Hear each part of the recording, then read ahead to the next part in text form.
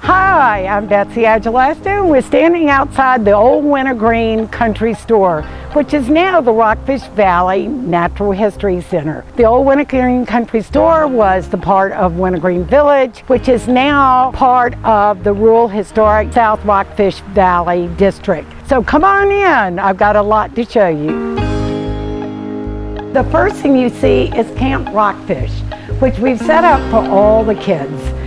Because that's one of the groups that we really do want to be interested in nature, because we want them to grow up to appreciate nature in order to know why we need to protect it.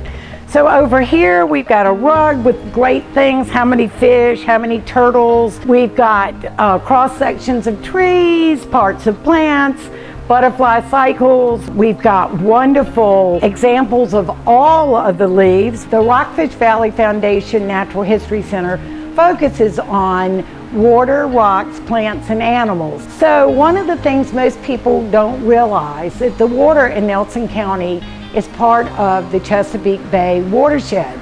And this is how our little creek behind us gets there. It starts on the top of the mountain in pools. It goes beside this building, behind the hardware store on 151.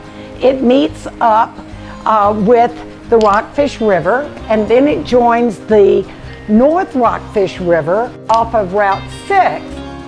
It goes on down to Howardsville, where it meets up with the James River, and then at the James it goes through Richmond, where the rapids and the fall line is, goes into the Chesapeake Bay, at the Hampton Roads Bridge Tunnel, and then goes out of the Chesapeake Bay into the Atlantic Ocean in Virginia Beach. Now this is one of my favorite parts of the exhibit. It's how the mountains out there were built. Billions of years ago, land masses were all moving around and were just kind of banging into each other. And underneath all this land mass were particles that were coming together to create granite, which is the basement level of what's here in Nelson County. Billions of years later, there was volcano activity that came up out of the cracks and spread lava over the top of it, and that all became something called basalt.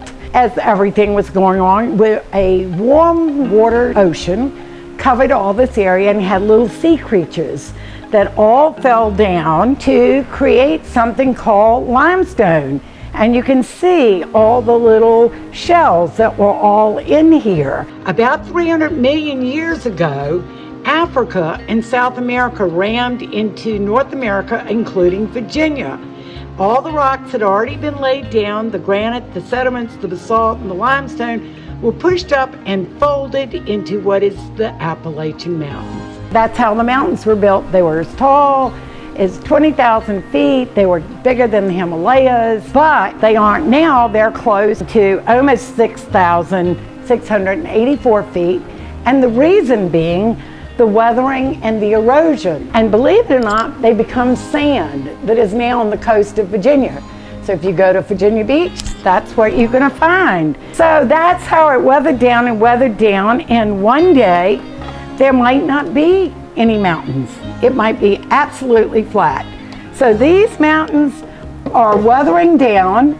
The Himalayas and the Rocky Mountains are still growing. And these examples of very quick erosion or something that happens that breaks down the mountains, whether it was Camille in 1969 or the rock slide in 2021. This is a Nelson County Nelsonite rock, which is the Virginia State rock. Okay, on this side, it's all about animals and plants.